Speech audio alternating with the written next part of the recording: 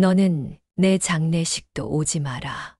내가 죽을 때까지 절대로 보는 일 없도록 하자. 저는 소리를 쳤습니다. 그리고 아들과 며느리는 제 앞에서 고개를 푹 숙였죠.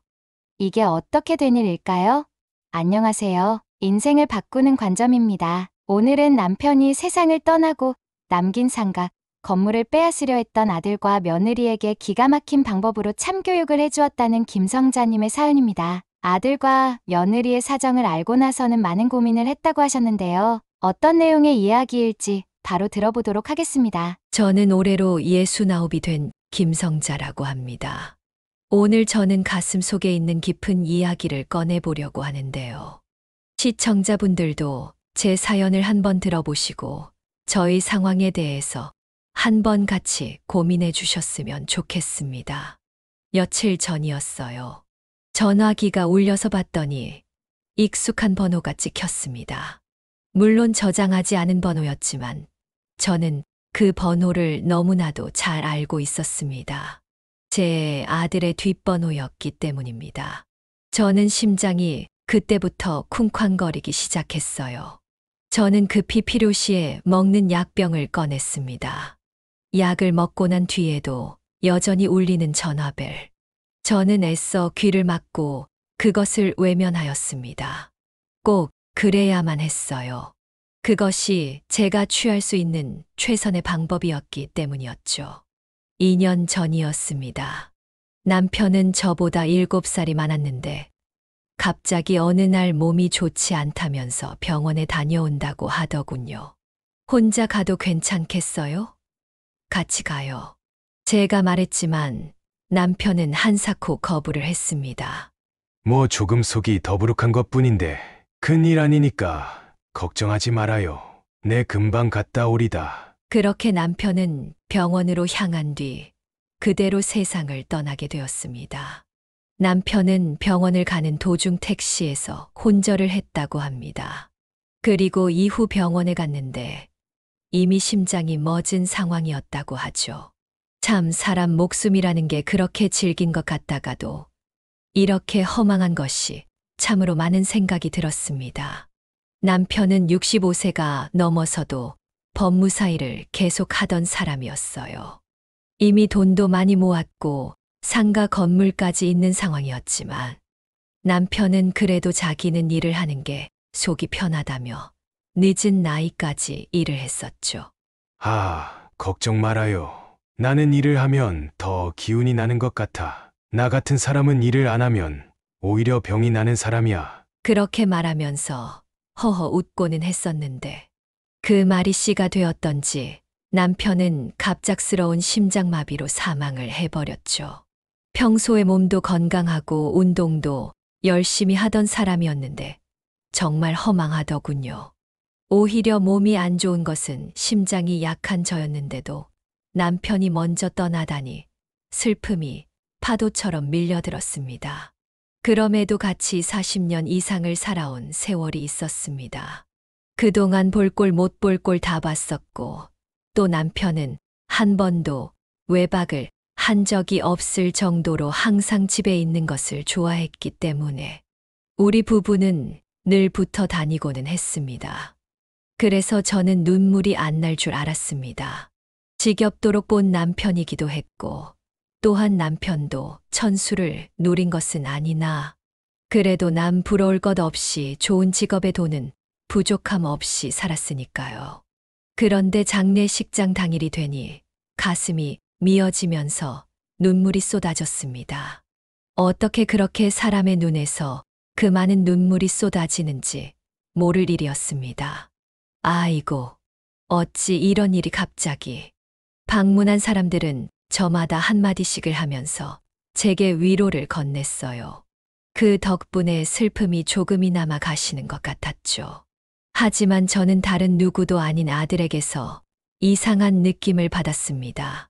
며느리와 함께 서 있는 아들은 무뚝뚝한 표정을 하고 있었습니다. 물론 모두가 우는 것은 아니고 또 눈물을 애써 참는 사람들도 있으니 그럴 수는 있었는데 뭔가 느낌이 마치 제3자인 것처럼 행동을 하는 느낌이 들었습니다. 저는 당시만 해도 그것이 착각이겠거니 생각을 했어요. 설마 다른 누구도 아니고 아들이 지 애비의 장례식 날에 어찌 슬퍼하지 않을 수가 있을까요? 그렇게 남편의 장례를 치른 뒤 집으로 돌아왔습니다. 평소에도 조용했던 집안이었지만 이번에는 조용함을 넘어서 적막이 느껴지더군요. 그리고 곧 아들과 며느리도 함께 들어왔습니다. 또한 일가 친척들도 함께 들어와 이야기를 나누게 되었습니다.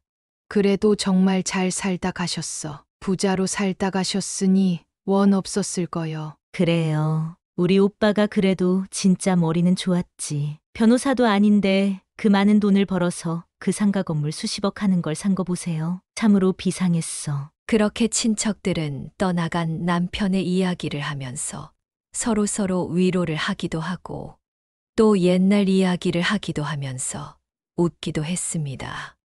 이렇게 잊어가는 것이겠지요. 떠나간 사람들을 잊는 법은 방법이 없습니다. 이렇게 추억하고 또 이야기하며 시간이 흘러가길 기다리는 수밖에요. 그런데 아들이 이런 이야기를 꺼냈습니다. 어머니, 이참에 상가 건물을 정리하시는 건 어때요? 일순간 일가 친척들 모두가 조용해졌습니다. 상가 건물 말이냐? 왜? 아니, 상가 건물 팔고 어머니도 편하게 지내시면 어떨까 싶어서요. 사실 상가 건물도 그거 관리하고 이러는 거 힘들잖아요. 세금도 계속 나가고. 이렇게 아들이 말하자 일가 친척들도 일리 있는 말이다. 아니다. 부동산은 더 오른다. 팔면 안 된다. 이렇게 두 부류로 나뉘었습니다. 나중에 이야기하자꾸나. 지금은 그런 이야기할 때는 아닌 것 같구나. 저는 그렇게 말하면서 상가 이야기는 접어두게 되었습니다. 그리고 며칠이 더 지난 시점이었습니다. 그때 다시 한번 아들과 며느리가 찾아왔더군요. 어머니 안녕하세요. 그래, 어서 오거라. 아가, 너도 어서 오고. 어쩐 일이냐?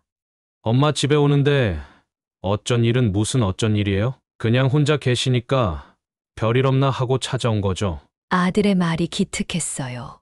평소에 무뚝뚝하고 그랬던 아들입니다만 때로는 이런 속 깊은 구석도 있구나 싶었습니다. 사실 우리 큰아들은 둘째입니다.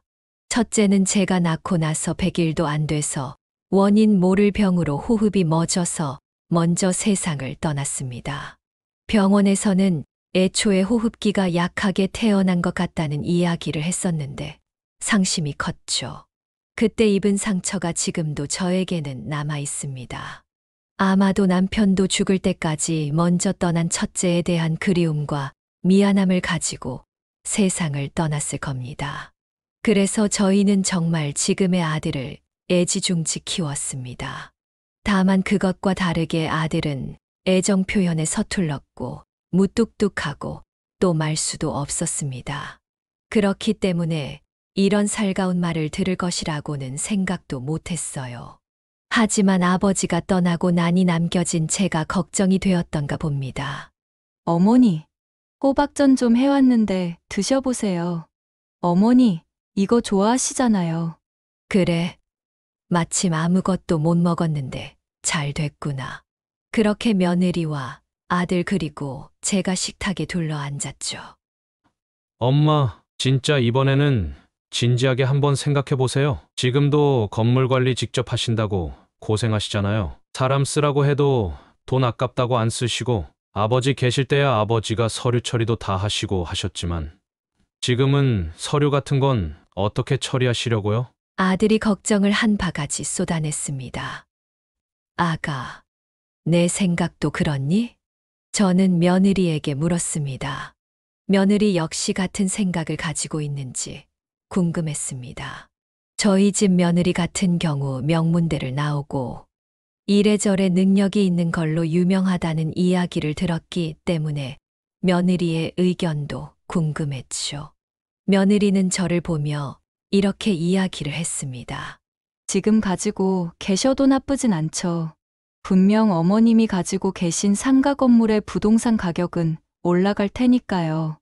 하지만 어머님 나이에는 시간은 저희와 또 달리 더 귀한 법이잖아요.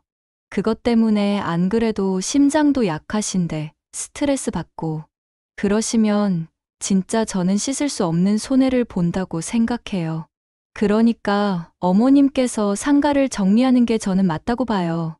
며느리의 똑 부러지는 말에 저도 고개를 끄덕였습니다. 확실히 며느리의 말은 일리가 있었습니다. 제게 남은 삶이 얼마나 될까요? 20년 아니면 10년. 아니요.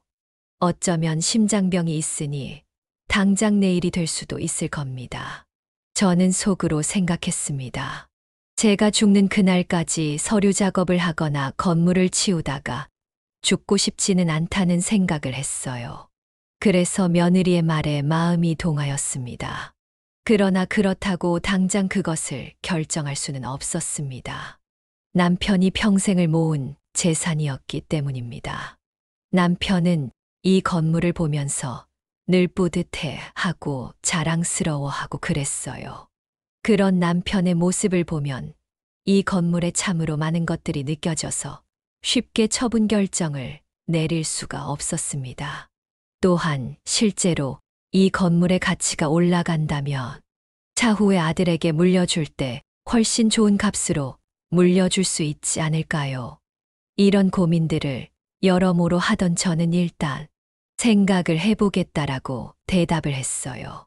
그렇게 시간이 더 흘렀습니다. 종종 아들은 찾아왔고 건물 이야기를 밥 먹듯이 하긴 했지만 저는 그러려니 했습니다. 그냥 제가 많이 걱정되나 보다 그렇게 생각을 했죠. 실제로 의사들도 심장병이 악화될 수 있으니 절대로 무리하지 말라는 이야기를 했습니다. 저는 딱히 육식을 좋아하지 않는데도 불구하고 협심증을 가지고 있습니다. 지금도 혈관의 면적이 다 막힌 것은 아니지만 자칫 수술을 해야 될 수도 있다는 이야기를 꾸준히 들어왔었습니다. 하지만 운이 좋게 저는 수술을 하지 않고 그동안 잘 지내왔었죠. 간혹 가슴이 짓누르는 듯한 고통이 종종 찾아오기는 하지만 심한 정도는 아니었죠. 다만 의사들은 운동을 꾸준히 하고 스트레스를 절대 받지 말라는 이야기를 반복해서 해주더군요. 그런 저의 상태를 아들이 잘 알고 있었기에 저는 저를 정말 많이 걱정하는구나 싶었어요. 하지만 그런 저의 예상이 완전히 빗나가는 사건이 터지고 맙니다. 저는 아직도 직접 은행을 가서 거래를 하는 것을 좋아합니다. 사람들은 다 핸드폰으로 할 수 있는데 뭘 은행까지 가냐면서 그러지만 제가 어릴 때는 은행에 자주 가는 사람들이 부자였었어요. 그때는 왜 그렇게 은행 가는 사람들이 멋있어 보였는지 모르겠어요. 그래서 저도 운동도 할 겸해서 종종 주거래 은행까지 거리가 좀 있지만 걸어 다니고는 합니다. 이번에는 오랜만에 저금통이 다 모여서 이것을 입금하러 은행에 가는 길이었습니다. 요즘 젊은 사람들이야 동전의 소중함을 모르겠지만 틱을 모아 태산이라고 예전에는 이렇게 저금통에 돈 모으는 게 당연하던 시절이 있었습니다.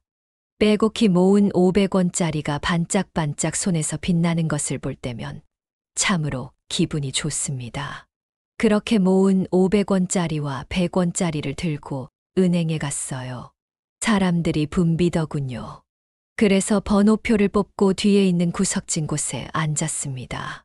아마도 한참 기다려야 할 것 같아 조용히 기다리고 있어야겠다 생각을 했습니다.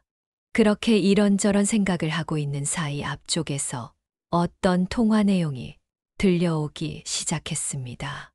아니, 이번에 일이 좀 있어서 돈 좀 땡겨보려고 하는데 어머니 건물이 필요할 것 같아서. 우리 엄마? 우리 집에 무슨 건물이 있어. 시어머니 거 말이야. 그래. 시어머니 건물 그게 필요하다고. 몰라. 일단은 그걸 팔아서 현금을 얻을 수 있으면 베스트이긴 한데 아직은 어떻게 될지 모르겠다. 저는 처음에는 소음들 속으로 들려오는 그 이야기를 듣고서 혀를 찼습니다.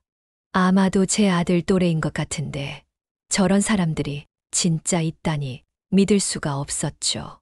그런데 들으면 들을수록 목소리가 매우 익숙해졌습니다. 안 되면 그 건물 담보로 잡아서 대출이라도 해봐야지. 글쎄, 그 건물이 지금 얼마쯤 하려나? 시세가 20억 정도? 상가주택인데. 정확히는 모르겠어. 그래서 오늘 대출 상담 받으려고 은행으로 온 거야. 저는 그 목소리가 며느리와 아주 유사하다는 것을 그제야 알았습니다. 저는 순간 너무 놀라서 가슴이 쿵쾅거리기 시작했어요. 하지만 차마 확인할 용기가 나질 않았어요. 만약 진짜라면 나는 어떻게 해야 할까? 온갖 고민이 많았습니다. 아니, 시아버님 돌아가신 지 얼마 안 되긴 했는데, 뭐 어떻게 해? 먹고 살아야지. 언제까지 일하면서 살 거야. 이번에 그이랑 나랑 하고 있는 사업 한 번에 확장해서 크게 벌고 그만둬야지. 저는 그때야 확신이 들었습니다. 목소리만 듣고도 알 수 있었어요. 왜냐하면 실제로 며느리와 아들은 사업을 같이 하고 있었어요. 정확히 뭔 사업인지는 모르지만 공간을 꾸민 뒤 빌려주는 무슨 그런 사업이라고는 들었습니다. 그런데 점점 앞에 있는 여자가 말할수록 그게 딱 저희 아들 부부와 맞아 떨어져 가고 있었습니다.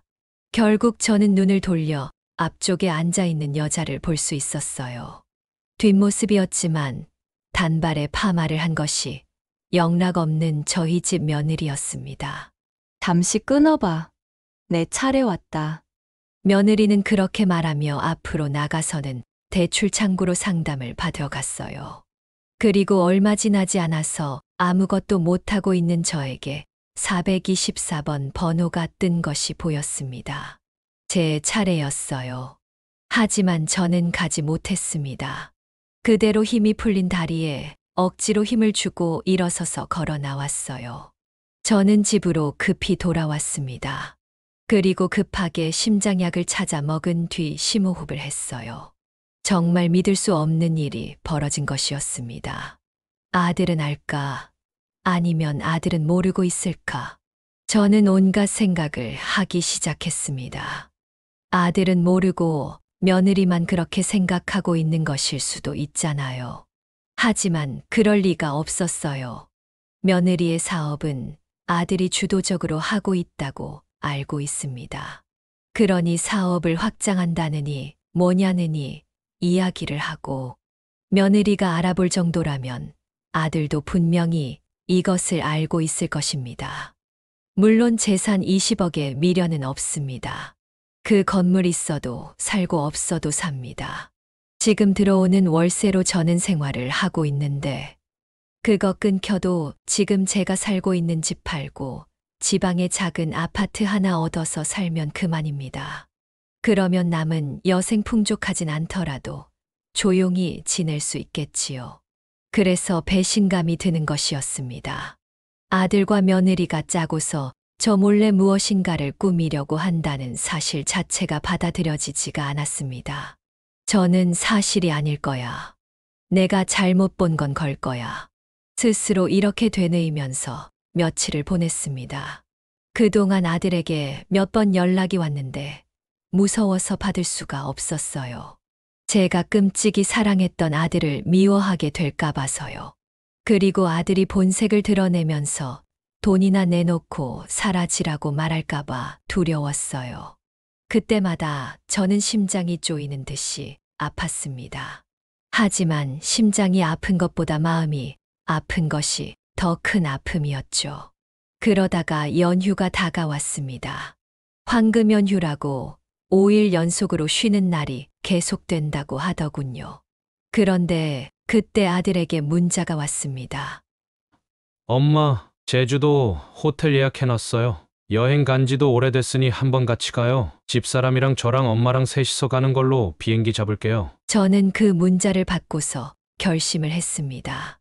이번에 여행을 가서 아들의 솔직한 심정을 들어보기로요. 그리고 저는 상가 건물을 팔 생각이 없다고 못을 박을 생각이었습니다.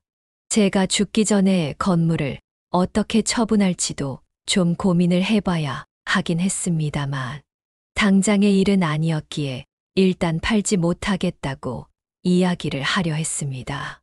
차마 저를 돈으로 보고 저를 속이는 자식한테 이렇게 당해줄 수는 없었습니다. 설령 제가 그렇게 넘어가 준다고 하더라도 나중에 얘들이 어떤 사람들이 될까요? 돈밖에 모르는 사람, 사기꾼, 어미도 돈으로 밖에 안 보는데 남들에게는 어떻겠어요? 저는 더더욱 건물을 넘겨줄 수 없었습니다. 그렇게 제주도 여행을 가는 당일이 되었어요. 저는 굳게 다짐을 하고 비행기에 올랐습니다. 아들과 며느리는 아무렇지 않다는 듯이 저를 대했죠. 하기야 그럴 수밖에 없었을 겁니다. 제가 자신들의 계획을 안다고는 꿈에도 상상을 못했겠죠. 그렇게 제주도행 비행기는 금방 제주도에 도착을 했습니다. 빌린 자동차를 타고 호텔로 향하는 길 많은 생각이 들었습니다. 만약 남편이 그렇게 허무하게 떠나지 않았다면 내가 이런 취급을 받으며 살았을까? 이런 생각도 들었고, 또 앞으로 어떻게 해야 하는지 막막하기만 했습니다. 그렇게 겉으로 보기에는 오붓한 세 가족은 제주도 호텔에 머물게 되었죠. 그럭저럭 시간은 잘 갔습니다. 회도 먹고 또 바다도 보고 그랬어요. 물론 저는 회가 무슨 맛인지도 모른 채 밥을 먹었습니다. 사실 그동안 이런 현실을 피하고 싶어서 아들과 며느리를 피해오고 있었어요. 이들과 마주칠 생각을 하니까 온갖 생각이 다 들면서 분노가 치밀어 오르더라고요. 제주도 여행을 갔어도 그때 당시 은행에서 들었던 며느리의 목소리가 지워지질 않아서 고생을 했습니다. 며느리가 아니라고 스스로 최면을 걸듯 말해보았지만 불가능했습니다. 제가 두 눈 똑똑히 며느리를 봤으니까요. 그것을 시어머니인 제가 몰라볼 수는 없었죠. 그리고 밤이 되었죠. 저는 아들을 찾으러 아들이 머물고 있는 호실에 갔습니다. 그런데 문이 열려 있더라고요. 저는 아들을 부르며 들어갔습니다. 그런데 아무도 없었죠. 잠깐 어디 갔나 싶었습니다. 그냥 나가려는데 침대 앞에 있는 테이블 위에 올려져 있는 서류가 보이더라고요. 그냥 나가는 게 맞는 일이었지만 그럴 수가 없었습니다. 제 감이 그냥 나가면 안 된다고 경고를 하고 있었기 때문입니다. 그리고 뚜벅뚜벅 조심스레 테이블 앞으로 갔습니다. 결국 보게 되었죠. 테이블 앞에 놓여져 있는 진실을요. 거기에는 이미 상대 측에서 사인까지 다 한 상가 건물 매매 계약서가 있었습니다. 상대가 누구인지는 모르겠으나 저만 사인을 하면 끝이 나는 계약서였던 것이죠. 저는 놀람과 동시에 어찌 해야 될지 깊은 분노에 빠진 채 밖으로 나왔습니다. 다행히 그 사이 아들과 며느리 중 누구와도 마주치지 않았습니다. 조용히 제 방으로 들어간 저는 바다가 보이는 창문 근처에 앉아서 저녁이 되도록 깊은 생각에 빠졌죠. 그 사이 밖에서 문을 두드리는 소리가 났습니다. 아마 아들이었던 것 같습니다. 저는 일단 문을 열고 이야기를 해봐야겠다고 생각했어요. 그런데 그 순간 기억을 잃었습니다. 제가 눈을 떴을 때는 의사의 목소리가 들려왔죠. 정신이 좀 드세요? 김성자님, 정신이 좀 드세요? 흐릿했던 시야가 점점 진해지면서 병원에 누워있다는 사실을 깨닫게 되었습니다. 순간적으로 심장에 무리가 오셔서 쓰러지셨었어요. 의사의 이야기에 저는 눈을 꿈뻑거리며 있을 뿐이었습니다. 나중에 이야기를 들어보니 제가 아무런 응답이 없자 아들 부부가 호텔 관리자를 불러와서 문을 땄던 모양입니다. 그런데 쓰러진 저를 발견하고 급히 호텔 차량을 이용해서 병원으로 옮긴 것이었습니다. 의사가 제가 정신이 충분히 돌아왔는지 진찰이 끝났음에도 아들과 며느리는 보이질 않았습니다. 어딜 갔는지 모르겠더군요. 그때 간호사가 옆에서 눈치껏 이야기를 해주었습니다. 아드님께서는 잠깐 앞에 나가셨어요. 네. 저는 기운이 없는 채로 그대로 눈을 감았습니다. 호흡기는 계속 착용하고 있었고, 그렇게 편히 쉬고 있으라는 말과 함께 간호사 분도 밖으로 나갔습니다. 그리고 어느 정도 시간이 흘러 아들과 며느리가 들어오는 것 같았습니다. 전 그들의 얼굴이 쳐다보기도 싫어서 그냥 눈을 감고 있었죠. 언제쯤 깨어나시는 거지? 며느리가 말했습니다. 그러자 아들이 이렇게 이야기를 하더군요. 그냥 지금 손에 인주 묻혀서 지장 찍어버릴까? 그래도 되는 거 아니야? 지금 제정신이야? 어머니 깨어나시면? 솔직히 깨어나셔도 잘 설득하면 되잖아. 그리고 지금 보면 언제 깨어나실지도 모르는 거 아니야? 그거 상가 건물 팔고 자금 땡겨서 사업 확장하고 하려면 시간 촉박하잖아. 그건 그렇지. 그래도 여기에 다 사인도 해야 하고 하는데 그걸 어떻게 해? 미치겠네 진짜. 둘의 대화를 듣고 있으니 기가 막히더군요. 조금 있으면 저 세상으로 가라고 제사라도 지낼 것 같은 느낌이었습니다. 하지만 저는 그 순간 눈을 뜨지 않았습니다. 조금 더 제게는 시간이 필요했습니다. 지금 저들과 나 사이에 벌어지고 있는 일들을 해결할 방법, 그것을 떠올릴 시간이 필요했어요. 어머님, 일단 깨어나시면 뭔가 해보던지 하자. 바로 설득하든 협박하든 해야 돼. 며느리의 말은 단호했습니다. 기가 막히더군요. 시어머니를 협박해서 건물을 뜯어내라는 것이 강도와 다를 바가 없는 모양새였습니다. 알겠어. 그렇게 하자고. 아들 역시도 그것에 수긍했습니다. 그런데 그때 간호사가 들어왔습니다. 어머님, 깨어나셨었는데 보셨어요? 네? 뭐라고요? 어머니가 깨어나셨나고요? 아들이 흠칫 놀라 저를 쳐다보는 것이 느껴졌습니다. 아까 잠시 깨어나셨었는데 아마도 기운이 없으셔서 잠드신 것 같아요. 어머니, 검사 결과 상담하셔야 하는데 지금 괜찮으세요? 예, 지금 가겠습니다. 그렇게 아들이 빠져나가는 것 같았습니다. 저는 여전히 눈을 감고 얌전히 있던 상황이었죠.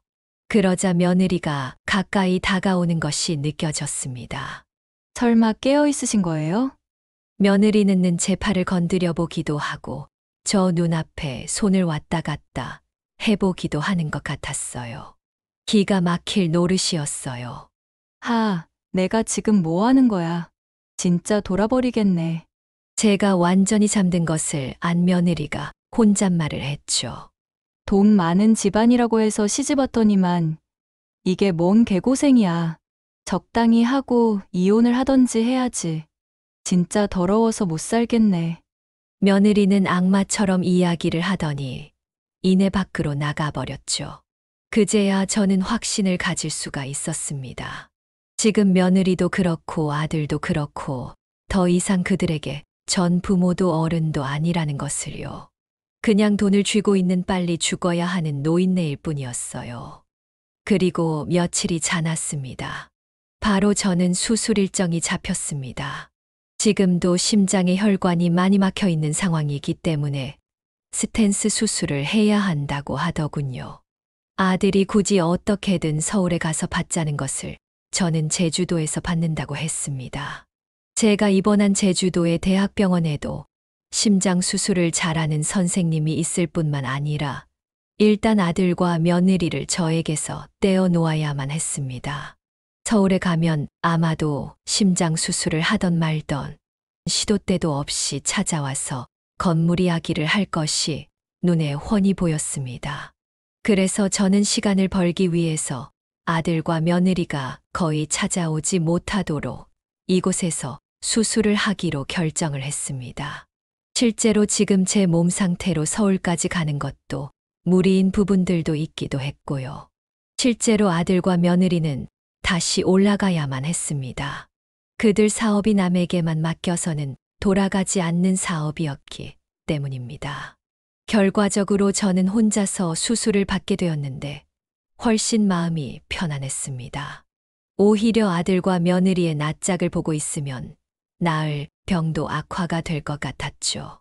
그렇게 수술에 들어가게 되었습니다. 까맣게 기억이 삭제되어 있었고 일어나 보니 수술은 잘 끝나 있었죠. 저는 오래간만에 편안함을 느꼈습니다. 설령 수술이 잘 되지 않았다고 하더라도 저는 남편을 보러 가는 길이라고 생각하니 그렇게 슬프거나 억울하지는 않았습니다. 지금 이 세상에서 저를 생각해 주는 사람은 없다는 생각이 들었으니까요. 어머니, 좀 몸은 어떠세요? 이제 좀 나아져 가고 있구나. 아들의 전화였습니다. 아들은 역시나 뻔히 목적이 있어서 전화를 했을 것이었죠. 예상은 빗나가지 않았어요. 아직 회복 중이시라 좀 그렇긴 한데 요번에 상가를 좋은 가격에 사겠다는 사람이 나타나서요. 저랑 아는 사람인데 이런저런 이야기를 했더니 웃돈을 주고 상가를 구매하겠다고 하더라고요. 워낙 좋은 기회라서 어머니께 꼭 말씀드리려고 전화를 했어요. 일단 생각해보마. 지금은 회복 중이라 다른 것은 생각하고 싶지 않구나. 의사가 절대적인 안정을 취하라고 했지만 이런 아들의 목소리를 듣는 것만으로도 저는 스트레스가 급증하는 것 같았어요. 하지만 수술 이후 저는 예전처럼 분노가 잃지는 않았습니다. 여러 가지 생각이 있었고 또 깨달음도 있었습니다. 사람이 죽음의 문턱에 갔다 오면 달라진다는 이야기가 있는데 저도 그런 것 같았습니다. 돌이켜보니 제가 정말 모래알처럼 손에 쥐어지지 않는 것들을 쥐고 살려고 했다는 생각이 들더라고요. 하지만 아들의 재촉은 그치지 않았습니다. 어머니, 잘 생각해 보세요. 지금 이 정도 웃돈이면 나중에 가격 올라서 팔 때랑 비슷한 수준이에요. 몇 년은 훨씬 이익을 보는 거라고요. 그리고 꼭 그 부동산이 올라간다는 보장도 없고요. 아들이 조급하게 이야기를 했죠. 뭔가 조급해 보이는구나. 뭔가 돈이 급하니? 아들은 저의 이야기에 흠칫 놀라는 듯 했습니다. 아니요. 제가 돈이 왜 필요하겠어요? 지금 사업도 잘 되고 있고 그냥 어머니 좋은 기회가 있으니까 해보라고 말씀드린 거예요. 그래서 생각해 보겠다고 말했잖니? 아, 네, 알겠어요. 그럼 끊는다. 저는 그렇게 전화를 끊었습니다. 아들은 아마도 입술을 깨물며 어떻게 저를 설득할지 고민을 하고 있을 거였습니다. 아무래도 이 정도로 안달이 나 있는 것을 보면 급하게 돈이 필요한 모양이었죠. 그래서 저는 좀 진실을 알아보기 위해서 탐정을 고용하기로 했습니다. 예전에는 흥신소들이 있었지만 그들보다는 보다 전문적으로 아들과 며느리가 어떻게 사는지 관찰을 해줄 사람이 필요했죠. 제가 원하는 것은 지금 아들과 며느리가 어떤 일들을 하고 있는지, 어떤 생활을 하고 있는지 알려주세요. 그리고 저 몰래 뭔가 꿍꿍이가 있을 것 같은데 그것도 알려주시고요. 알겠습니다. 그러면 일주일 정도 뒤에 보고 드리겠습니다. 그렇게 고용된 탐정은 제 아들과 며느리의 주변을 조사하기 시작했죠. 그리고 충격적인 사실들이 드러나게 되었어요. 아들의 사업은 이미 휘청거리고 있었고 도박장에서 빚까지 진 것을 확인했다고 하죠. 또 며느리 같은 경우 밤마다 외출하는데 다른 남자들을 만나고 다니는 것 같다는 이야기를 했어요. 하지만 두 사람이 못 볼 꼴을 보면서도 뭉칠 이유가 있었던 것이죠. 바로 제20억 건물 때문에 둘이 귀엽고 평범하고 성실한 부부인 척하면서 저를 찾아왔었던 것이었습니다. 둘 다 저를 속이고 있었던 것입니다. 이것이 사기꾼과 다를 바가 뭐가 있겠어요. 그리고 심지어 두 사람은 아예 별거를 한다는 것도 보고를 받을 수가 있었습니다. 그렇게 제주도에서 회복을 하는 시간이 흘러가고 있었죠. 그런데 며느리에게서 전화가 왔습니다. 어머님 안녕하세요. 그래, 무슨 일이냐? 어머님 건강이 걱정되어서 전화를 드렸어요. 그래, 고맙구나. 저는 며느리의 시커먼 속이 뻔히 보임에도 속아 넘어가는 척을 했어요. 며느리가 과연 어떤 계략을 꾸미고 있는지 알아내고 싶었죠. 어머님, 생각해보니까 몸도 이렇게 안 좋으시고 저희가 모시는 것은 어떨까 싶어요. 너희가 나를 모시겠다고? 얘 그이랑도 상의를 해봤는데 어머니를 모시고 사는 게 자기도 좋을 것 같다고. 너는 괜찮겠니?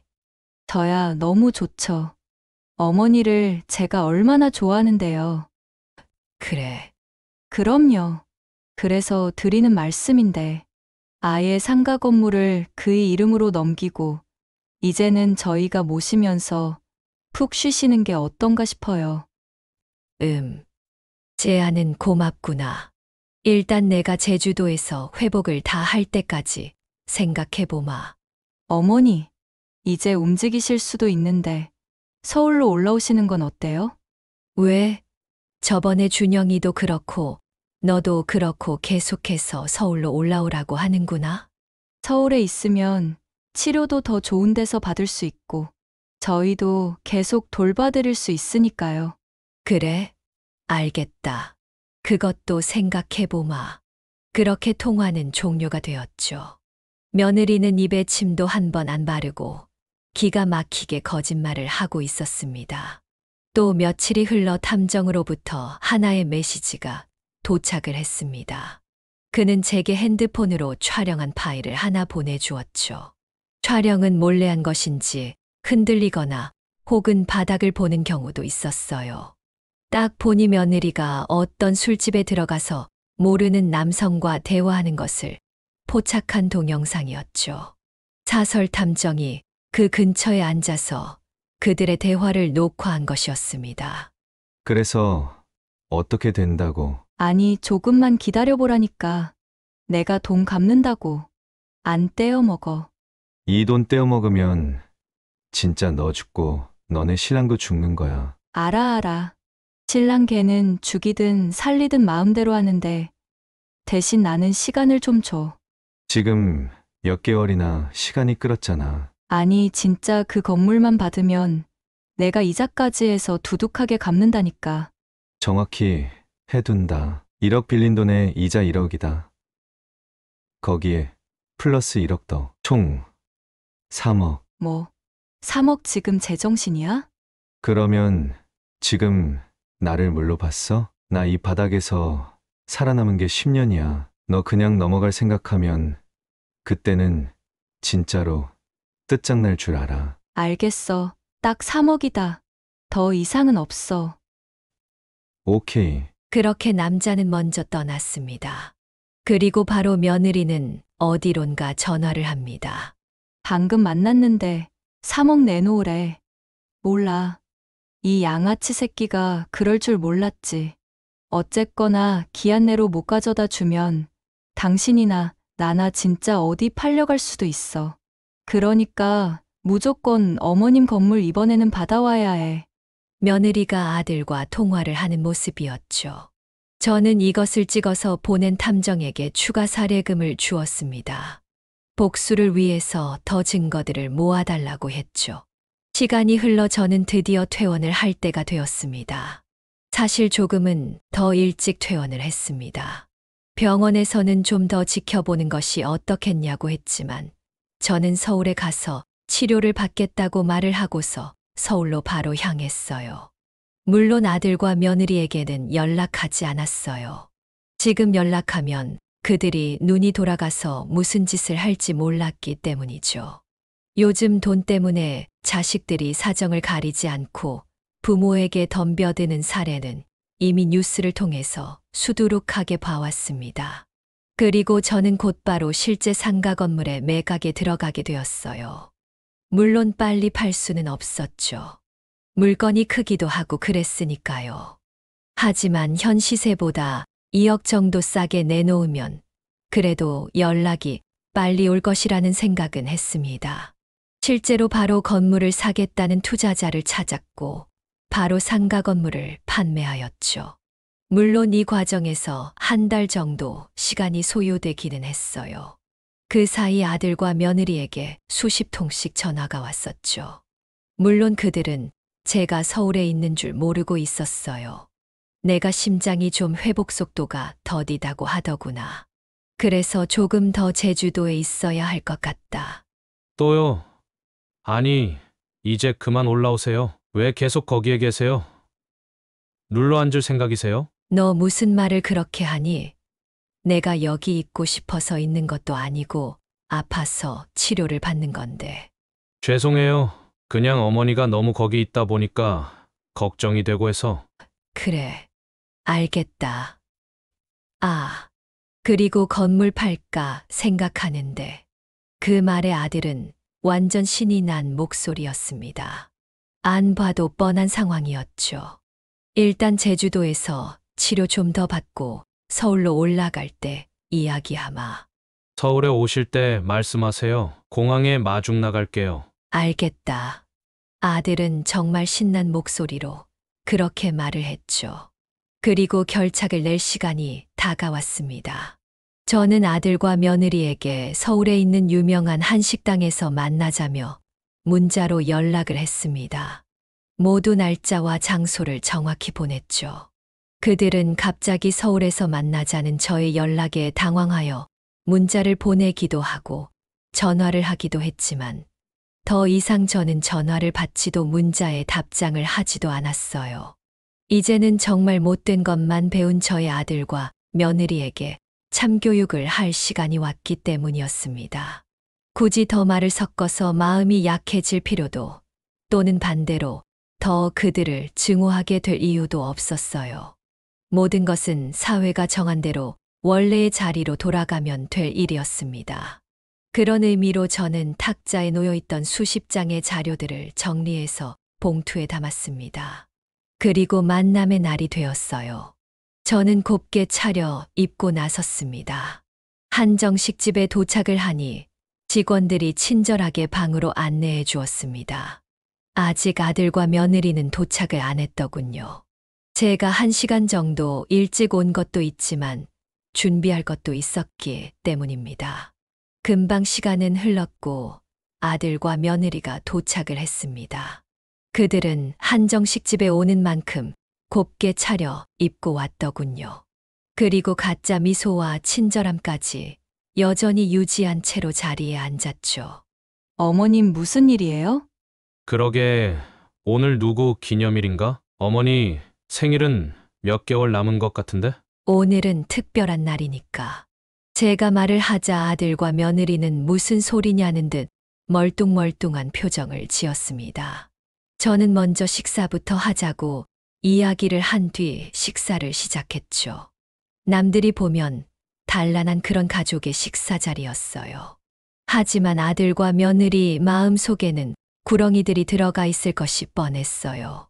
그렇게 식사가 끝나고 저는 통장 하나를 내밀었죠. 거기에는 정확히 17억 정도가 찍혀 있는 통장이었죠. 건물을 팔고 세금 처리하고 또 내가 가지고 있던 돈 조금 합친 금액이다.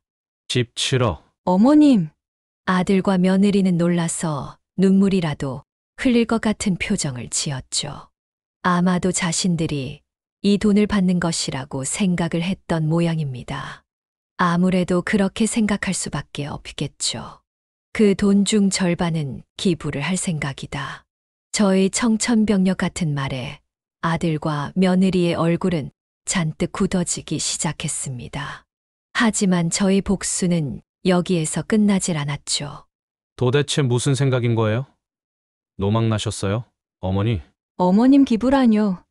저희 집도 먹고 사는 게 빠듯한데. 아들 부부가 얼굴을 붉혀가며 소리를 쳤습니다. 저는 그래서 옆에 준비해뒀던 봉투들을 건넸죠. 각자 봉투를 열어보더니 얼굴이 흑빛으로 변했습니다. 아들의 봉투에는 며느리가 다른 남자와 만나고 있는 사진들이 있었고, 며느리의 봉투에는 아들이 도박장을 드나들고 있는 사진이 있었죠. 당신 바람 또 폈어? 다른 남자 만났냐고.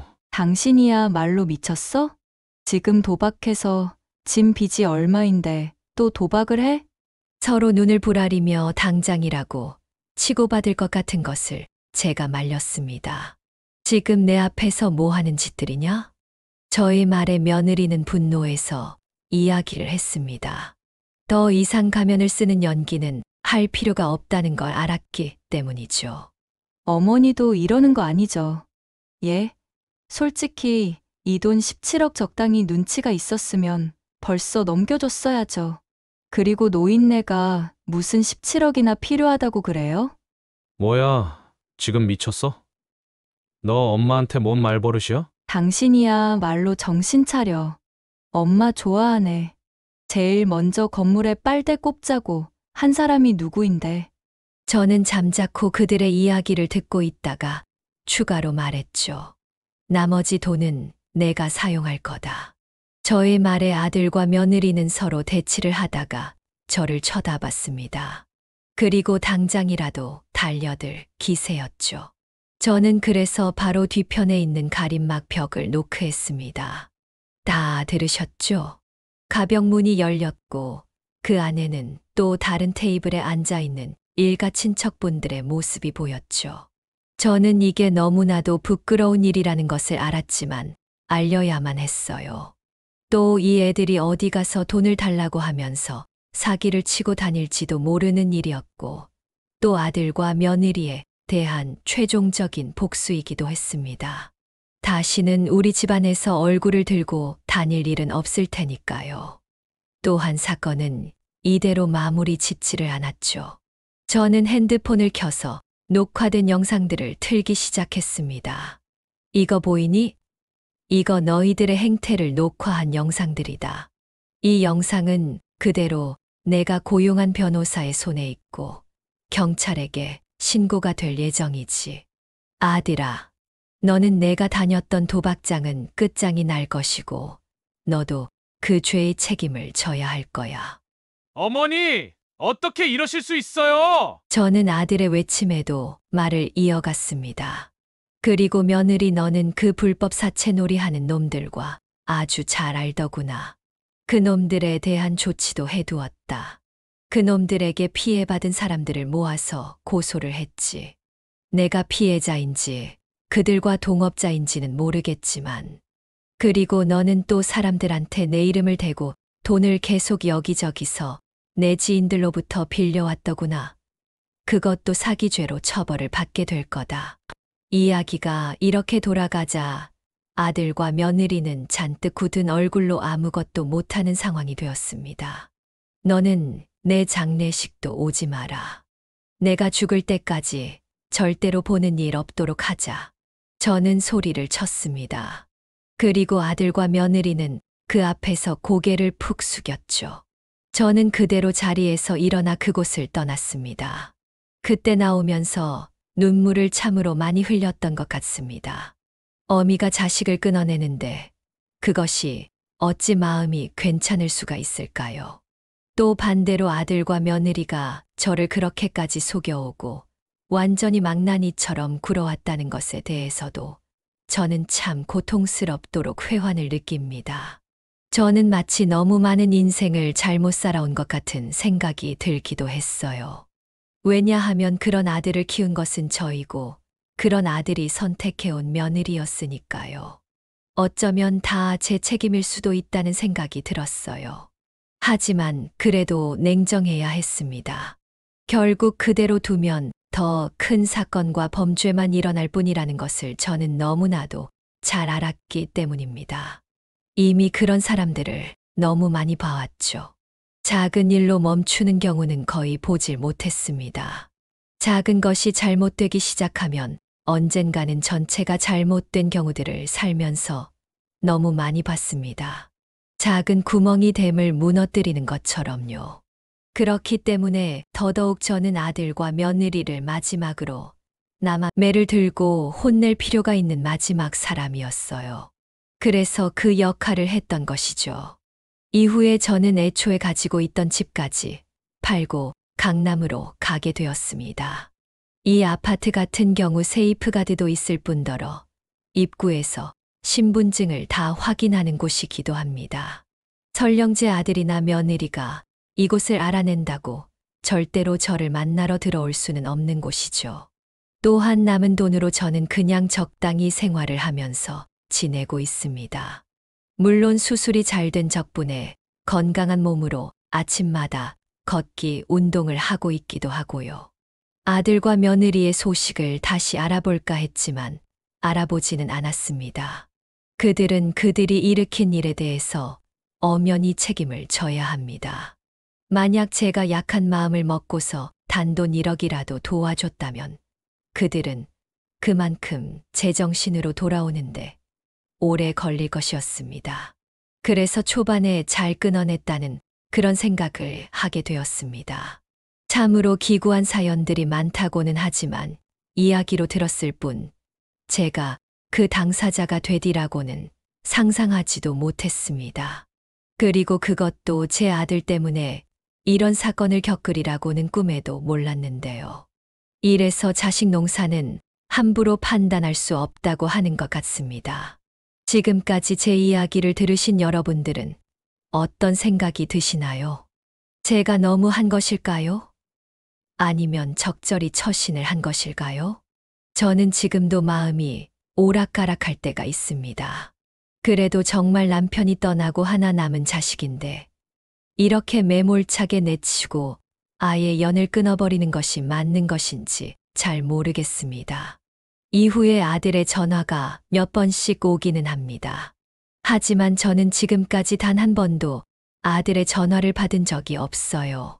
저는 그 전화를 받더라도 뭐라고 할 말도 없을 뿐더러 뭐라고 이야기를 하는 아들의 말을 들을 자신도 없어요. 그랬다가는 정말 이제는 심장이 더 나빠질 수도 있을 것 같다는 생각을 합니다. 이후 변호사님에게 아들과 며느리 둘 다 법적인 처벌을 받게 되었고 개인회생 절차를 밟아야 할 것 같다는 이야기를 들었습니다. 한구석 가슴이 아팠지만 그래도 어쩔 수 없었습니다.